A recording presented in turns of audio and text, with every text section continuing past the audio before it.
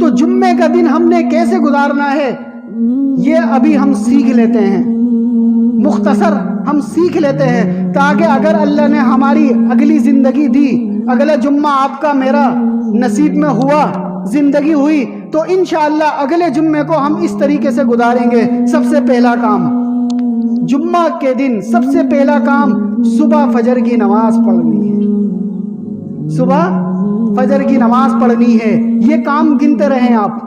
سب سے پہلا کام، جیسے ہی جمعہ آ جائے، صحابہ کرام کی جماعت شب جمعے ہی سے جمعے کی تیاری میں لگ جاتے تھے، جمعرات والے دن ہی سے جمعے کی تیاری میں لگ جاتے تھے۔ ان کو پتا تھا کہ جمعے والے دن وہ رحمتیں آئیں گی، جمعے والے دن وہ برکتیں آئیں گی، جمعے والے دن ہم پر خصوصی فضل و کرم ہوگا، جمعے والے دن اللہ رب العزت کا خصوصی انعام برستا ہے۔ تو وہ جمعرات کے دن ہی سے اس کی تیاری میں لگ جاتے تھے، پوری رات جمعرات کی جاگتے تھے، اللہ کی عبادت کرتے تھے کہ نہیں جمعے کی تیاری ہم نے کرنی ہے، یہ اتنا فضیلت والا دن ہے۔ تو پہلا کام فجر کی نماز پڑھنی ہے۔ کوئی بات نہیں جمعرات کو سستی ہو گئی، بدھ کو سستی ہو گئی، نہیں پڑھی، بعد میں پڑھ لی، لیکن میرے دوستو کوشش کرنی ہے کہ جمعے والے دن لازمی فجر کی نماز پڑھنی ہے، پہلا کام۔ دوسرا کام، فجر کی نماز پڑھنے کے بعد سورہ یاسین پڑھنی ہے۔ کتنے کام ہو گئے؟ 2۔ تیسرا کام اشراق کی نماز پڑھنا۔ تیسرا کام اشراق کی نماز پڑھنا۔ پورے ہفتے نہیں پڑھی، اب پڑھ لیں۔ پورے ہفتے اشراق کی نماز نہیں پڑھی، کوئی بات نہیں، آج جمعے کا دن ہے، آج خصوصی رحمت ہے، آج اجتماع کا دن ہے، آج اللہ رب العزت کے انعامات کا دن ہے۔ کوشش کریں اس سنت کو بھی زندہ کر لیں اور اشراق کی نماز پڑھ لیں، صرف 2 نفل۔ 3 کام ہو گئے۔ پہلا کام فجر کی نماز پڑھنی ہے، دوسرا کام سورہ یاسین پڑھنی ہے، تیسرا کام اشراق کی نماز پڑھنی ہے، چوتھا کام اب جمعے کی فکر میں لگ جاؤ، اب جمعے کی تیاری میں لگ جاؤ، اور سب سے پہلے اپنے ظاہری جسم کا غسل کرو۔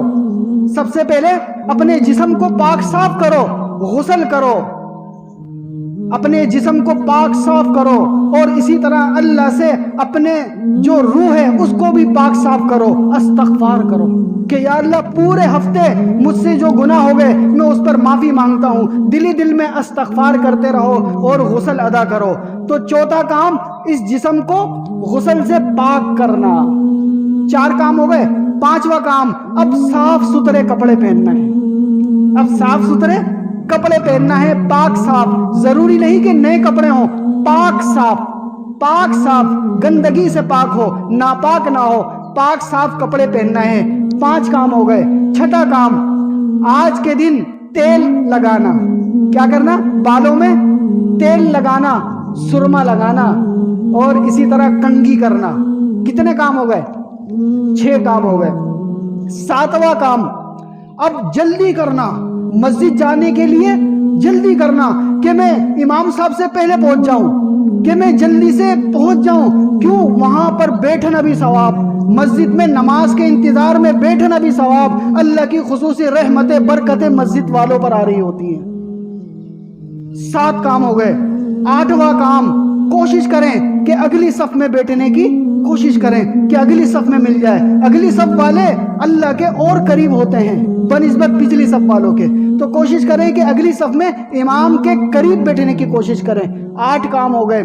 9واں کام فضول باتیں نہ کریں، ادھر ادھر نہ دیکھیں، کسی چیز سے کھیلیں نہیں۔ 9 کام ہو گئے۔ 10واں کام امام صاحب جو خطبہ دیں اس کو خاموشی سے سنیں۔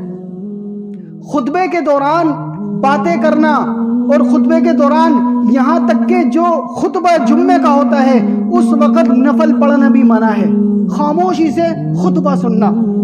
10 کام ہو گئے۔ 11واں کام آج کے دن نماز جمعے کے بعد سورہ کہف پڑھنا، سورہ کہف پڑھنا۔ فرماتے ہیں کہ کہ جو شخص سورہ کہف کو جمعے کے دن پڑھتا ہے اللہ رب العزت اس آسمان کے برابر اس کے لیے نور کی بارش رحمت فرماتے ہیں، نور کی بارشیں نیچے اترتی ہیں۔ اور پچھلے جمعے کے جو صغیرہ گناہ ہو گئے، یعنی پچھلے جمعے سے آج تک جو چھوٹے موٹے گناہ ہو گئے، اللہ رب العزت اس سورہ کہف کی برکت سے، اس سورہ کہف کی تلاوت کی برکت سے وہ چھوٹے چھوٹے گناہ معاف کر دیتے ہیں۔ 11 کام ہو گئے۔ 12واں کام، آپ صلی اللہ علیہ وسلم نے ارشاد فرمایا کہ اے میرے لوگوں، اے میرے پیارو، مجھ پر درود بھیجا کرو، مجھ پر درود بھیجا کرو کہ تمہارے درود مجھ تک پہنچائے جاتے ہیں کہ ہر علاقے میں، ہر شہر میں، ہر بستی میں، ہر محلے میں، ہر شہر میں، ہر ملک میں، ہر جگہ، مشرق میں، مغرب میں، شمال میں، جنوب میں، جہاں کہیں بھی تم ہو وہاں مجھ پر درود بھیجا کرو، تمہارا درود مجھ تک فرشتے پہنچاتے ہیں۔